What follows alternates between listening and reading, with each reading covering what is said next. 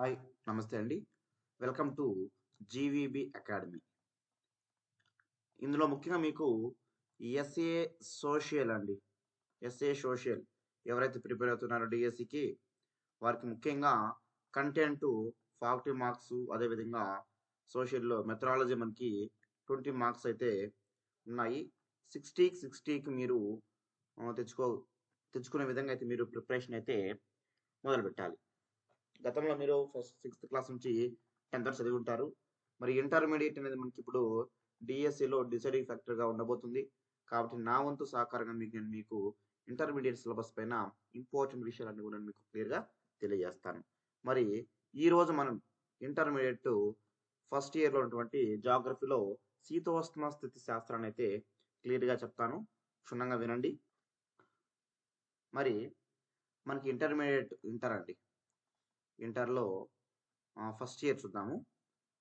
ఇక్కడ ముఖ్యంగా మనకి శీతోష్ణ స్థితి శాస్త్రం ఉందండి. శీతోష్ణ స్థితి శాస్త్రం.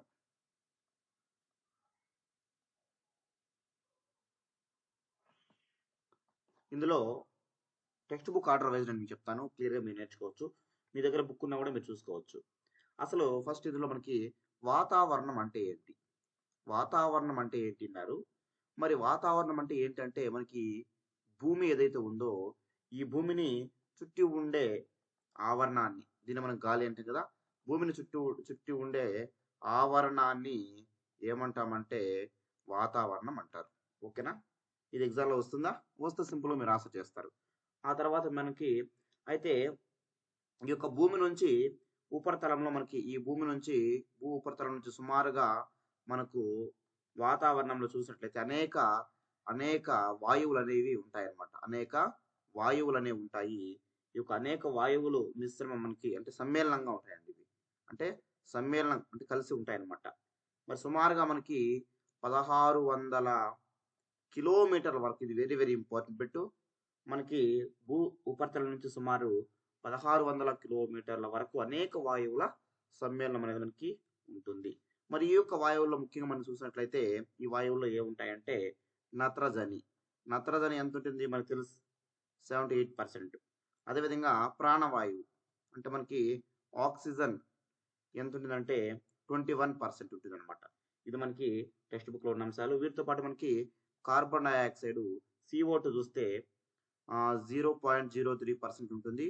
అదేవిధంగా నీటి ఆవిరి వాటితో పాటు నీటి ఆవిరి ప్లస్ ఇంకా మనకి ఎక్సెట్రా ఇలాంటి అంశాలు చాలా మనకి ఆర్గాన్ కావచ్చు, ఇలాంటి మనకి ఈ యొక్క వాయు సమ్మేళనంలో అయితే మనకి చూడవచ్చు అనమాట.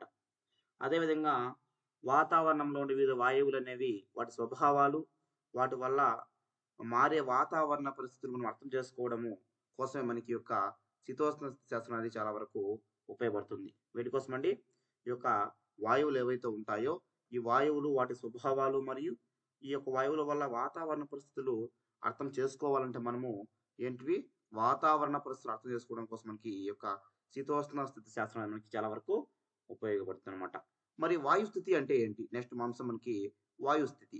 ఈ యొక్క వాయు స్థితి అంటే ఏంటి అంటే ఒక ప్రదేశం వాతావరణ మూలకాల స్థితిని ఒక రోజు కానీ లేదా కొన్ని గంటల్లో ఉన్నదాన్ని మనము వాయు స్థితి అంటాం. అంటే ఒక నిర్దిష్ట ప్రదేశం అని చూసినట్లయితే ఒక ప్రదేశంలో, ఓకేనా, ఇక్కడ ఉన్నటువంటి వాతావరణ మూలకాలు ఏవైతే ఉంటాయో వీటి స్థితి, ఈ యొక్క వాతావరణ మూలకాల స్థితి ఒక్క రోజు కానీ, 1 డే కానీ, లేదా కొద్ది రోజులు కానీ, కొద్ది రోజులు కాదు, 1 డే కానీ, అదేవిధంగా కొన్ని గంటలు కానీ మనం దాన్ని పరిశీలిస్తే దాన్ని మనము వాయు స్థితి అనేది అంటామన్నమాట. ఓకేనా? వెదర్ అంటాం మనం, వెదర్ రిపోర్టు అంటాం కదా అది. అదేవిధంగా మనకి ఇక్కడ వాతావరణ స్థితి అంటే ఏంటి? వాతావరణ స్థితి అంటే ఏంటి అన్నారు. ఓకేనా?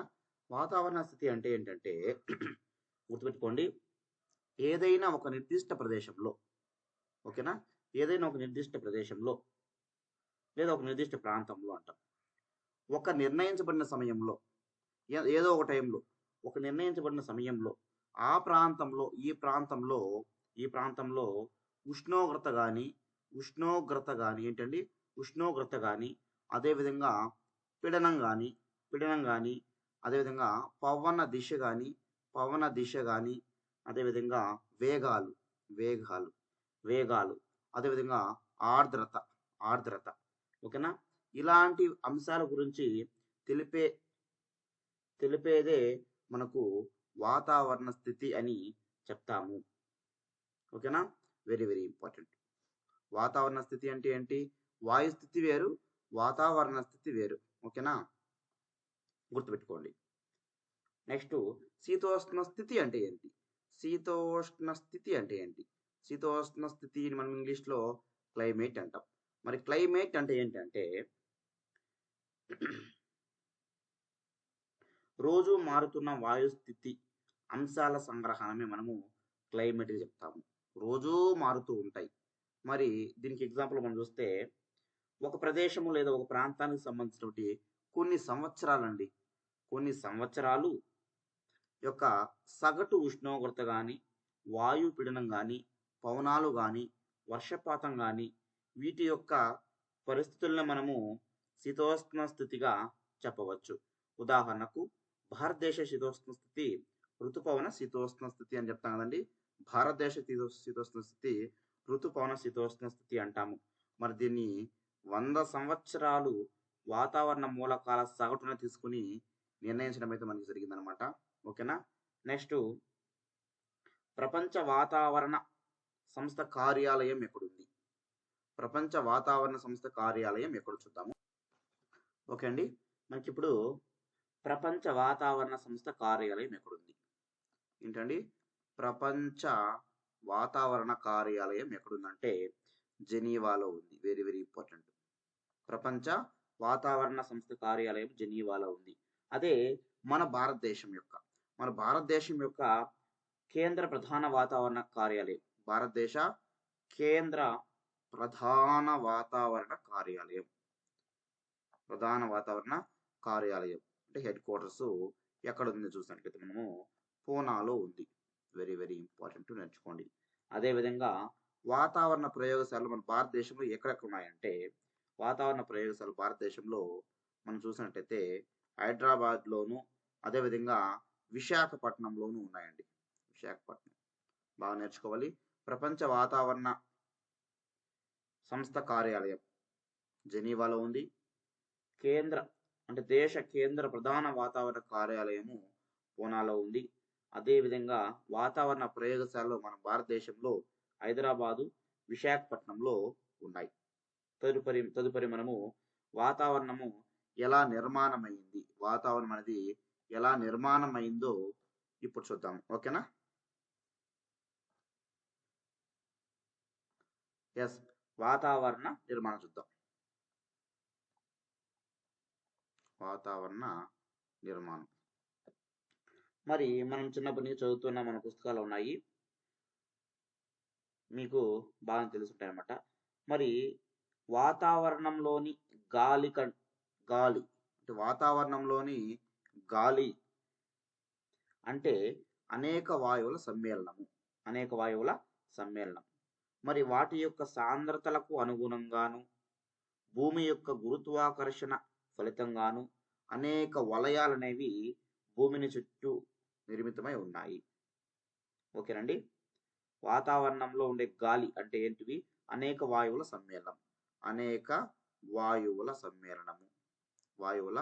సమ్మేళనం ఓకేనా ఈ యొక్క వాయువుల యొక్క సాంద్రతకు అనుగుణంగాను అదేవిధంగా మన యొక్క భూమి యొక్క గురుత్వాకర్షణ ఫలితంగాను మన భూమిని అనేక రకాల వలయాలుగా ఓకేనా అనేక రకాల వలయాలు అనేవి భూమిని చుట్టూ నిర్మితమై ఉన్నాయి వాటికే కొన్ని పేర్లు మనం చూస్తూ ఉంటాము అందులో నెంబర్ 1 వచ్చేసి ట్రోపో ఆవరణం నెంబర్ 2 వచ్చేసి స్ట్రాటో ఆవరణం నెంబర్ 3 వచ్చేసి మిసో ఆవరణం అని కూడా పిలుస్తారు అనమాట నెంబర్ 4 థర్మో ఆవరణం నెంబర్ 5 వచ్చేసి ఎక్సో ఆవరణం ఓకేనా మరి యొక్క ఆవరణాలకు సంబంధించి వరుస క్రమాన్ని కూడా మనము గుర్తుపెట్టుకోవాలి కిందికి పైకి రాసుకుంటే బాగుంటుంది అనుకుంటున్నాను. చూద్దాము. మరి ట్రోపో ఆవరణము, నెంబర్ 2 వచ్చేసి స్ట్రాటో ఆవరణము, నెంబర్ 3 వచ్చేసి మీసో ఆవరణము, నెంబర్ 4 వచ్చేసి థర్మో ఆవరణము, నెంబర్ 5 వచ్చేసి ఎక్సో ఆవరణం. ఓకే, మీరు కూడా చెప్పొచ్చు నాతో పాటు. మరి ఈ యొక్క ఆవరణాలు ఎన్ని కిలోమీటర్ల వరకు ఉంటాయంటే, ట్రోప్ ఆవరణ మనకి ముఖ్యంగా చూసినట్లయితే 18 కిలోమీటర్లు అండి. 18 కిలోమీటర్లు భూమి నుంచి మనకి 18 కిలోమీటర్ల ఎత్తు వరకు ఈ యొక్క ట్రోపో ఆవరణం ఉంటుంది. ఆ తర్వాత 18 నుంచి 50 కిలోమీటర్ల వరకు మనం చూసినట్లయితే ఈ యొక్క స్ట్రాటో ఆవరణం అనేది అయితే ఉంటుంది. ఆ తర్వాత మీసో ఆవరణం మనకి 50 నుంచి 85 కిలోమీటర్ల వరకు మీసో ఆవరణం ఉంటుంది. అదేవిధంగా థర్మో ఆవరణం మనకి 85 కిలోమీటర్ల నుంచి దాదాపుగా మనము 800 కిలోమీటర్ల వరకు ఉంటుంది. ఎక్సో ఆవరణం మనం చూసినట్లయితే 800 కిలోమీటర్లు, ఆ పైన ఉన్నటువంటి ఆవరణం మొత్తం మనము ఎక్సో ఆవరణంగా చెప్పుకోవచ్చు. మరి ఇక్కడ మన క్వశ్చన్ ఈ యొక్క ఆవరణల వరుస క్రమం రావచ్చు. అదేవిధంగా ఏ ఆవరణము ఎన్ని కిలోమీటర్ల వరకు వ్యాప్తి జరిగి ఉందనేసి కూడా మనకి వచ్చే అవకాశం ఉంది. ఇప్పుడు మనము ప్రతి ఆవరణం గురించి క్షుణ్ణంగా అయితే చూద్దాం. ఓకే, నెక్స్ట్ మనకి ఇప్పుడు ఫస్ట్ నెంబర్ 1 వచ్చేసి ట్రోపో ఆవరణం చెప్పుకున్నాం కదా. ఈ యొక్క ట్రోపో ఆవరణం మనకి 0 నుంచి 18 కిలోమీటర్ వరకు అయితే ట్రోపో ఆవరణం అయితే విస్తరించి ఉంది చెప్పుకున్నాము. ఆ తర్వాత చూసినట్లయితే మనం ఇక్కడ ముఖ్యంగా భూమి చుట్టూ దగ్గరగా ఉండే తొలి మండలం ఇది. భూమికి దగ్గరగా ఉంటుంది అనమాట. ఎక్కడ ఉంది? భూమికి దగ్గరగా ఉంటుంది.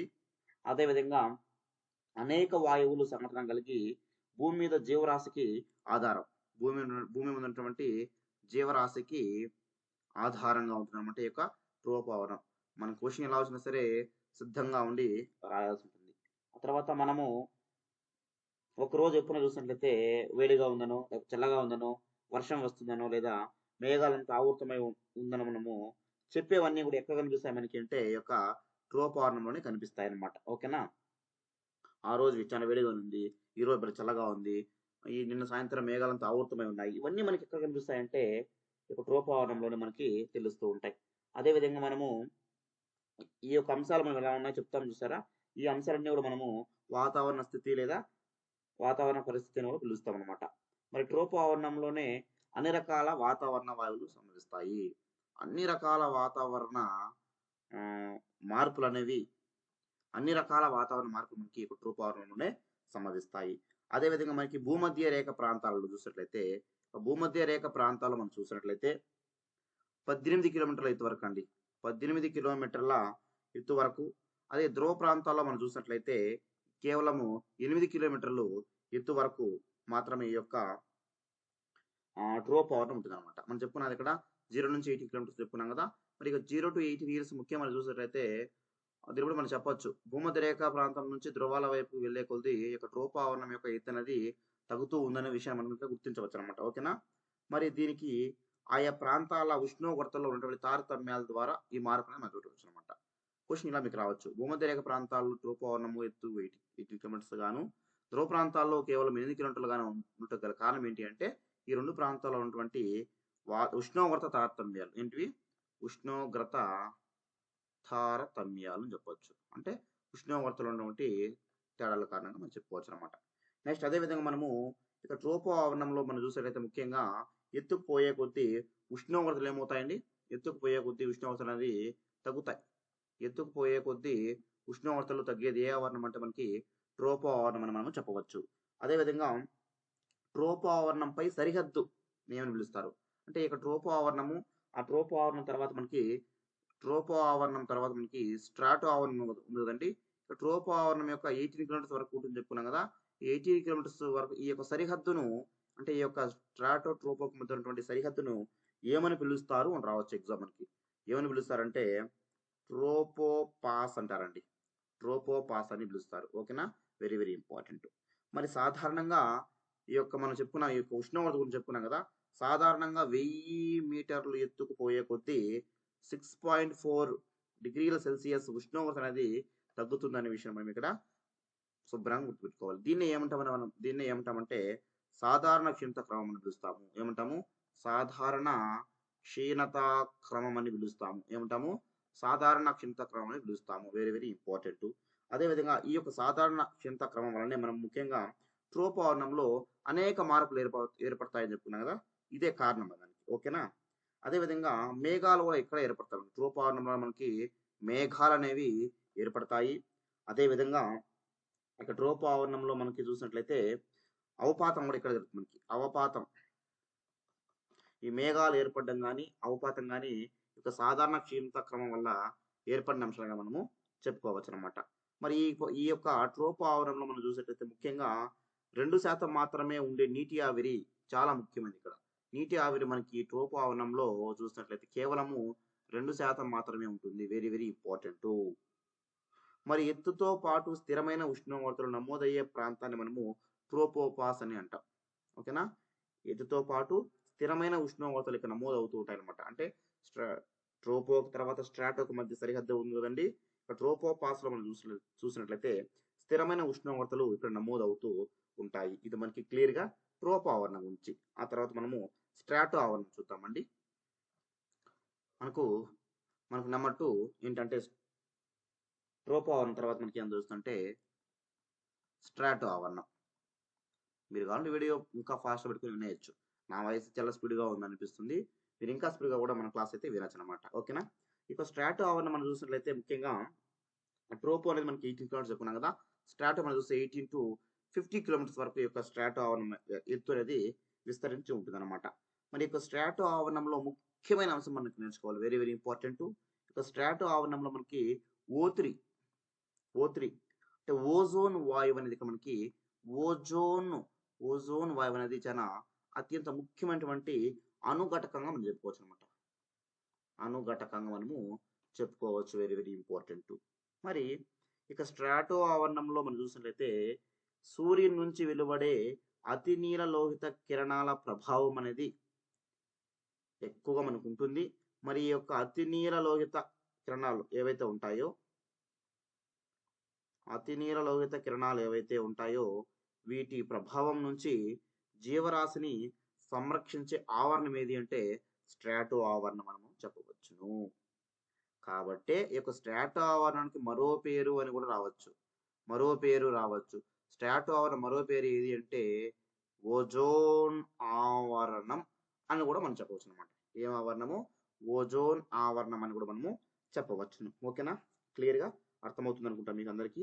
అయితే నెక్స్ట్ ఇక్కడ మనం ముఖ్యంగా చూసినట్లయితే స్ట్రాటో ఆవరణంలో స్ట్రోపో ఆవరణంలో మనం ఏం చెప్పుకున్నాము, నీటి ఆవిరి కేవలము 2% ఉంటుందని చెప్పుకున్నాం. మరి ఇక్కడ స్ట్రాటో ఆవరణంలో నీటి ఆవిరి ఏమైనా ఉందా అంటే ఇక్కడ చూసినట్టు మనం నీటి ఆవిరి కానీ అదేవిధంగా దుమ్ము కానీ ధూళి కానీ ఇక్కడ ఉండదు. Very very important. నీటి ఆవిరి కానీ దుమ్ము కానీ ధూళి కానీ స్ట్రాటో ఆవరణంలో మనకి ఉండదు. అయితే ఇక్కడ మనకి కొన్ని రకాల మేఘాలు కనిపిస్తాయి అనమాట. ఆ మేఘాలు ఏంటి అంటే సిర్రస్ మేఘాలు కనిపిస్తాయి. సిర్రస్ మేఘాలు అనేవి మనకి ఈ యొక్క స్ట్రాటో ఆవరణంలో కనిపిస్తాయి. Very very very most important bit. ఆ తర్వాత ఈ యొక్క పొరలో మనం చూసినట్లయితే స్ట్రాటో ఆవరణంలో జెట్ విమానాలు ప్రయాణిస్తాయి. జెట్ విమానాలు అనేవి ఇక స్ట్రాటో ఆవరణంలో అయితే ప్రయాణిస్తాయి అనేసి మనం గుర్తుపెట్టుకోవాలి. Very very important. మరి ఇక్కడ అతి నీల లోహిత కిరణాల గురించి మనం చెప్పుకున్నాం.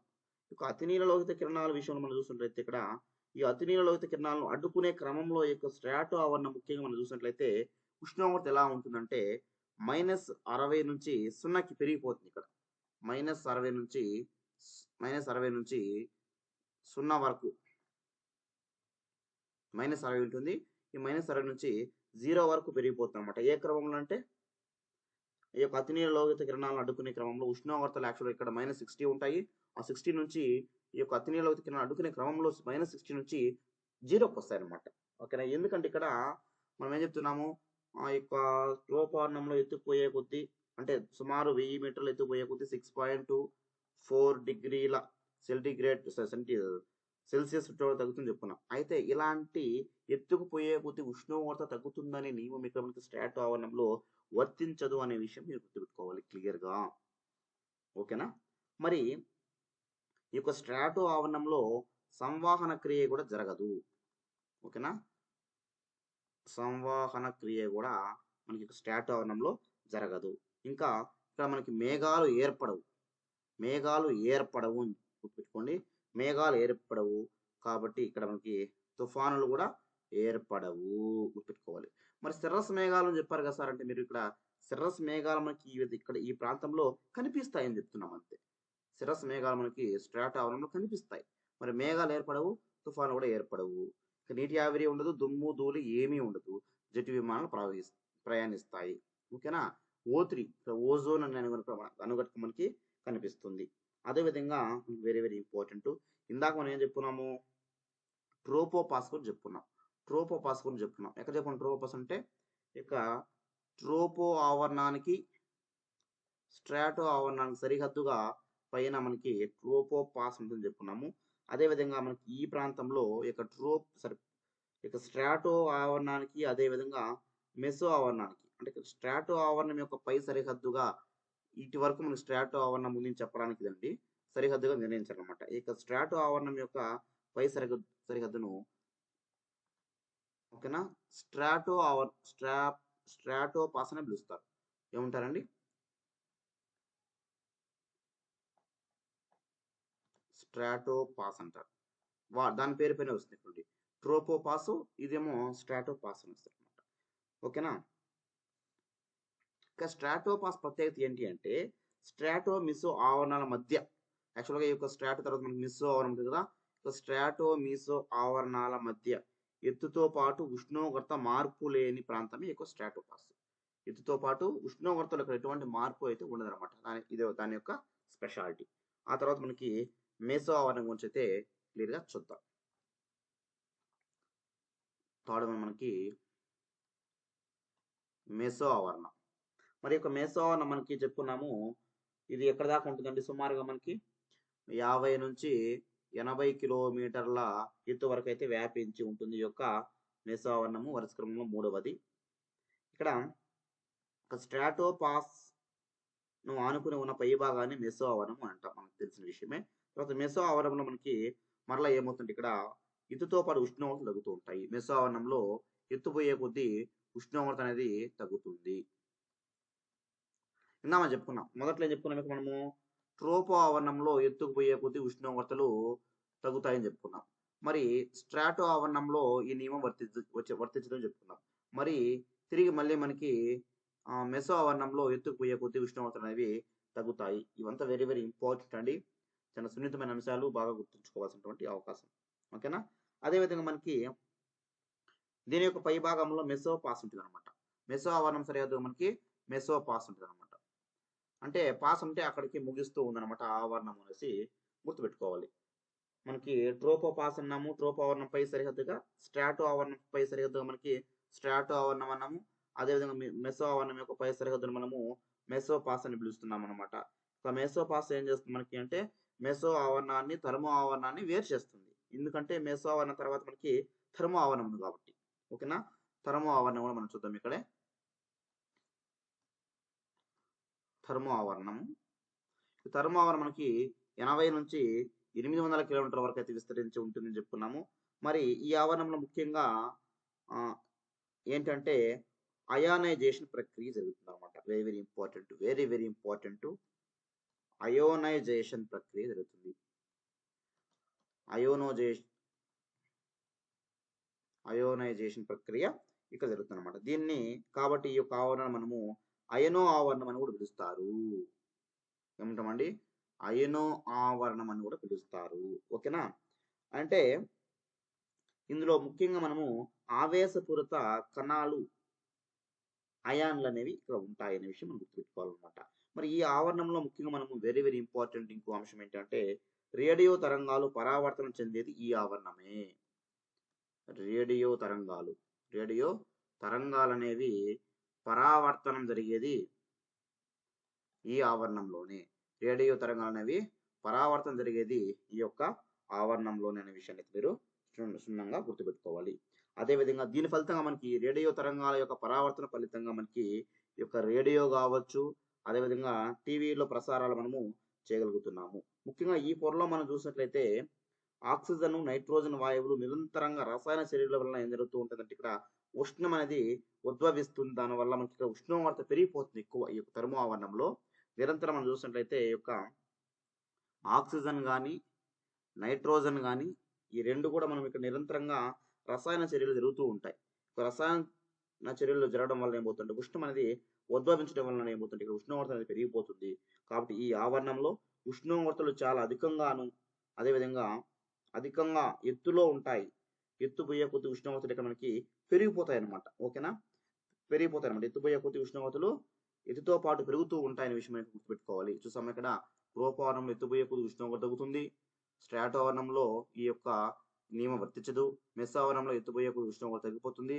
మరి థర్మో ఆవరణంలో మనం చూసినట్లయితే ఎత్తుపోయే కొద్ది ఉష్ణోగ్రతలు అనేవి పెరిగిపోతాయి. ఇక్కడ క్లియర్ గా మీకు ఒక మ్యాప్ లాగా ఇస్తున్నా, గుర్తుపెట్టుకోవాలి. క్లాస్ బాగా వినాలన్నమాట. ఓకేనా. నెక్స్ట్ అదేవిధంగా మనం ఇక్కడ చూసినట్లయితే ఈ యొక్క ఎత్తుపోయే కొద్దీ ఉష్ణోగ్రతలు పెరిగిపోతాయి కాబట్టి దీనికి మరో ఆవరణం, మరో పేరు ఏంటంటే దీనికి ధర్మో ఆవరణం అని కూడా పిలుస్తారు. ధర్మో ఆవరణం కూడా దీనికి పిలుస్తారు అనమాట. ఓకేనా. నెక్స్ట్ ఆవరణం వచ్చేవారు మనకి ఎక్సో ఆవరణం గురించి చూద్దాము. ఓకే. నెక్స్ట్ చివరిగా మనకి ఎక్సో ఆవరణం.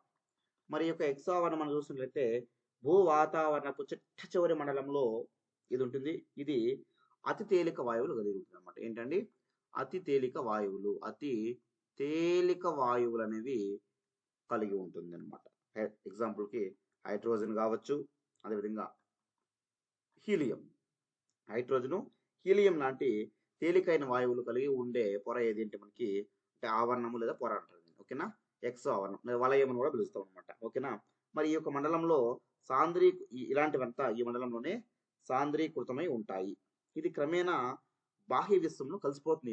ఆవరణ బాహ్య బయట విశ్వంతో ఇది కలిసిపోతుంది అనమాట. కాబట్టి ఇక్కడ గురుత్వాకర్షణ తక్కువగా ఉంటుంది అనమాట. చూడండి, గురుత్వాకర్షణ అనేది తక్కువగా ఉంటుంది. దానివల్ల వాతావరణంలో మార్పులు అనేవి అధికంగా ఉంటాయి.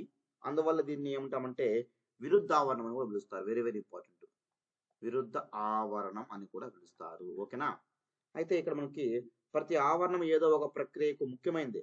కానీ మన భూగోళ శాస్త్రజ్ఞులు ఏం చేస్తారంటే మొదటి రెండు అంటే ముఖ్యంగా ట్రోపో ఆవరణము, స్ట్రాటో ఆవరణం చాలా ముఖ్యమైన మనకి చెప్పడం జరిగింది అనమాట. ఓకేనా. ఇది మనకి భూమి యొక్క వాతావరణ నిర్మాణం గురించి నేను క్లియర్గా చెప్పానండి.